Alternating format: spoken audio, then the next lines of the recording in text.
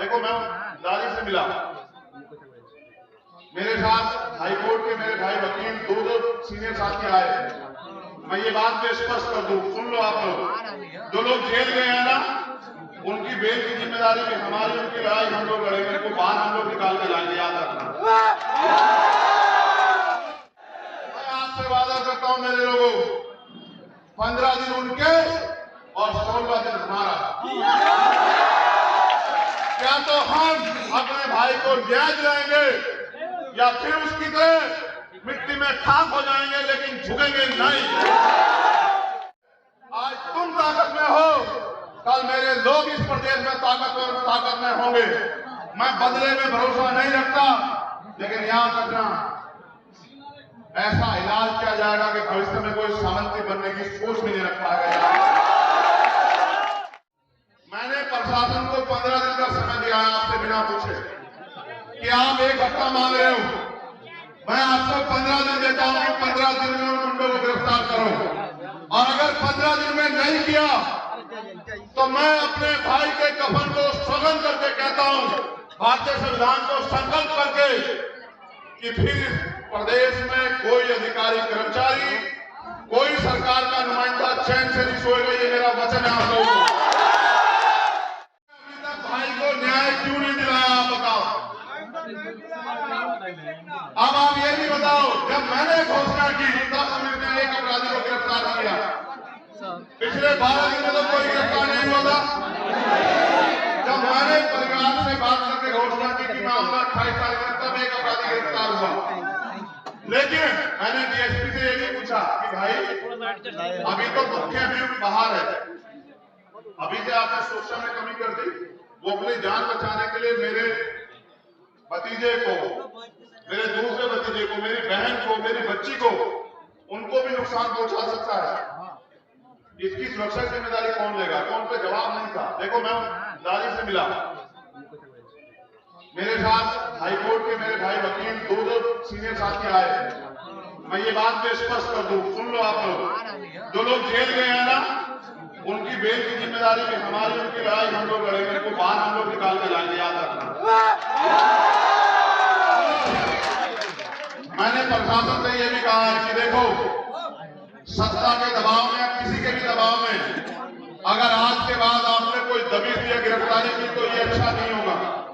मैं आपसे भी कहता हूं, जेल से मत डरो मेरे लोगों। अगर आजादी चाहिए तो उन शहीदों की तरह जिनको हम शहीद आजम सरदार भगत सिंह के नाम से जानते हैं, ऐसे सुखदेव, राजगुरु, ऐसे शहीदों के नाम से जानते हैं। अगर आजादी चाहिए तो हंसते हंसते अपने प्राणों का बलिदान करना पड़ेगा। पीठ नहीं दिखाई राकेश ने, आप जानते हो इतनी गोलियां मारी गई, उसको पीठ नहीं दिखाई। देखो मैं दादी से मिला, और आप देखो कितना दर्द होगा।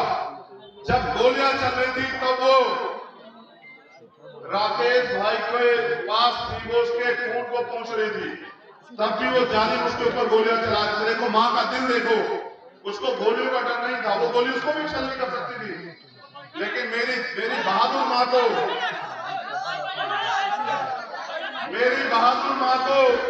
इतना सा भी डर नहीं था अपनी जान का। अगर डर था तो आपके मसीहा की जिंदगी बचाने का डर था उसे कि वो बच जाए, इसलिए वो उसके आंसू के खून पूछ रही थी।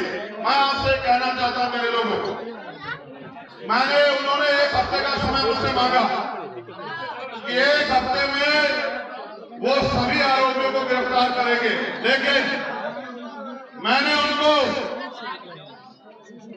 इतने कमजोर मत बनो, तुम कभी इतने ताकतवर थे, तुम्हारी आवाज से दिल्ली घूमती थी, आज तुम्हारी हालात देखो, तुम्हारे अपने लोगों को घर में घुस के मारा जा रहा है। आपस में मत बोलो, चुप रहो। मैंने प्रशासन को 15 दिन का समय दिया है, आपसे बिना पूछे कि आप 1 हफ्ता मांग रहे हो।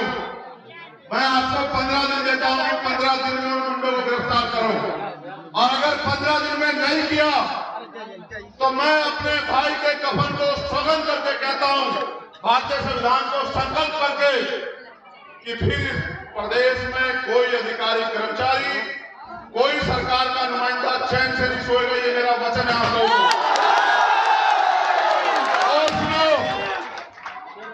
हमारे देखो, आपने एक सुरक्षा कवच तोड़ दिया अपना। ये सुरक्षा कवच इसलिए टूटा, अगर आप उसकी निगरानी करते तो शायद दुश्मन उस तक नहीं पहुंच पाता। दुश्मन से सीख लो, वो अपने नेता की निगरानी करते हैं। अगर आप अपने नेता की निगरानी करते तो कोई दुश्मन उस तक नहीं पहुंच पाता। मैंने और सुरक्षा कवच तैयार किए हैं। सुनो मेरी बात को गौर से। ये अमर ज्योति, ये मैंने इसमें पीआई दाखिल की। अभी आनंद मोहन जो पूर्व एमपी हैं, एक आईएएस अधिकारी की हत्या में शामिल, उनको छोड़ा गया। कोई हिम्मत नहीं जुटा पा रहा था कि वो उसके खिलाफ कोर्ट जाए। मैंने ये बहादुर भाई तैयार किया आपके लिए, सुरक्षा कवच के लिए, अमर ज्योति। मैंने लक्ष्मण जो हमारे जिला अध्यक्ष हैं यहाँ के, जिन्होंने 23 साल सेना की नौकरी की, जो एक सेना के सिपाही हैं, कहाँ है लक्ष्मण? मैंने लक्ष्मण भाई को सुरक्षा कवच के लिए तैयार किया, लक्ष्मण पासवान को। मैंने अनिल प्रधान को तैयार किया। ये आपका सुरक्षा कवच बनाया है कि भाई राकेश की गैर मौजूदगी में वो यहाँ समाज की सुरक्षा करेंगे, प्रदेश लेवल पे भी और जिला लेवल पे भी। लेकिन आपको भी मेरा साथ देना पड़ेगा। अगर 15 दिन में सरकार ने हमारी मांग नहीं मानी, जो मांगे और हमने सरकार को दिए, तो बताओ आप लोग सड़कों में आने के लिए तैयार हो या नहीं? एक जिले में आओगे या एक पूरे प्रदेश में आओगे? बताओ। मैं आपसे वादा करता हूं मेरे लोगों, 15 दिन उनके और 16 दिन हमारा।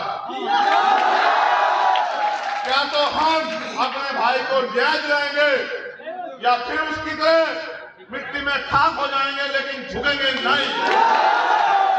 और सुनो, वो मरा नहीं है आपका मसीहा, वो जिंदा है। वो आप सब में जिंदा है, वो इसमें जिंदा है, वो इसमें जिंदा है, वो हम सब में जिंदा है। और अगर उसको जिंदा रखना चाहते हो, मैं कह रहा हूं आपसे, क्योंकि मरता वो है जो घायल होता है। वो निडर था, बहादुर था, इसलिए वो अमर हुआ। उनके आत्मकद मूर्ति लालगंज चौराहे में हम लोग लगाने का काम करेंगे कि दुश्मन को भी, हमारे लोगों को भी हमारा बहादुर भाई याद रखें। हमारे भाई की एक आत्मकद मूर्ति उसी के निवास में, इस लालगंज के चौराहे पे। और हर संघर्ष आंदोलन में हम अपने महापुरुषों के बाद अपने वीर अमर शहीद भाई का नाम भी लेने का काम करेंगे और जगह जगह पे उसके द्वारा किए गए कार्यों को बताने का काम करेंगे।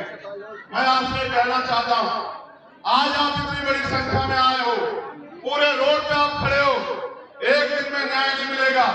अगर सीबीआई जांच सरकार नहीं कराएगी तो हम लोग मुख्यमंत्री का घेराव करेंगे, हम जेल भरो आंदोलन चलाएंगे, हम पूरे प्रदेश में दलितों की पंचायत करेंगे और दलितों से ये पूछेंगे कि कितने राकेश पासवान को शहीद कराने के बाद आप लोग जागोगे।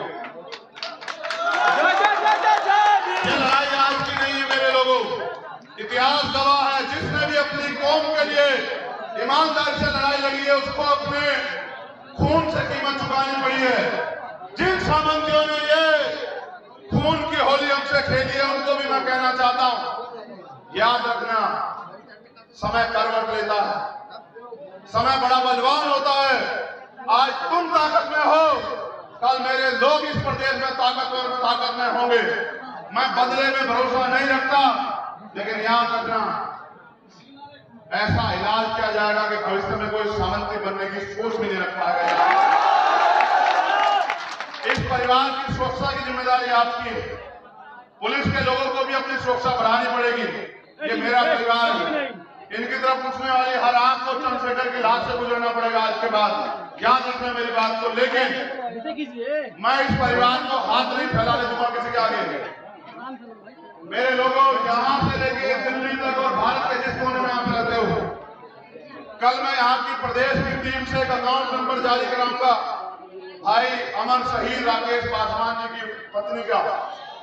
मैं चाहूंगा कि आप अपनी ताकत का प्रदर्शन उस अकाउंट में करें और एक एक पैसा जुटा के इस परिवार को आर्थिक रूप से इतना ताकतवर करें कि ये उन गुंडों को फांसी के तख्ते पर चढ़ाने के लिए तन मन धन से तैयार है। क्या आप लोग मदद करोगे? हाथ उठा के बताओ जो लोग मदद करेंगे। कल मैं वो अकाउंट नंबर जारी करूंगा, उस अकाउंट नंबर पे आप ये तय करके मदद करना कि हमें अपने भाई ने जो हमारे लिए लड़ाई लड़ी है उस कर्ज को चुकाना। और सुनो,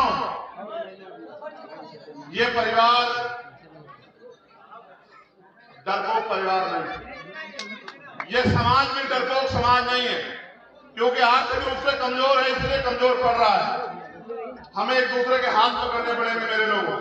हमारे प्रदेश के अध्यक्ष यहाँ है हमारे पास, जौहर आजाद जी, मैं उनसे भी कहना चाहता हूँ, इस पूरे मामले को हाई कोर्ट में, चाहे सुप्रीम कोर्ट जाए या यहाँ जिला, उसमें जो लोग जेल चले गए हमारे, उनको छुड़ाने की इन वकील भाइयों के साथ, और जो लोग जिनको सरकार जेल भेजेगी पुलिस, उनको बेल पे भी बाहर नहीं आने देना, उनकी बेल भी अपोज करने का काम हम लोग सारी कोर्टों में करने का काम करेंगे।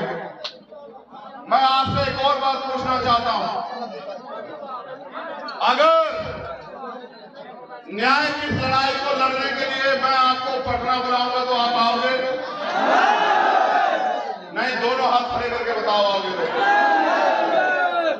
एक रात के लिए आओगे या एक दिन के लिए? नहीं, एक दिन में नहीं जीत पाएंगे। देखो, सीखो, किसानों से सीखो, उन्होंने अपनी मांग पूरी कराने के लिए 1 साल आंदोलन चलाया। मैं आपसे कहता हूं, आप 2 दिन का तय करके आना, मैं इस सरकार को जानता हूं। एक बहुत बड़ी आबादी है हमारी, जब हमारी दलित पंचायत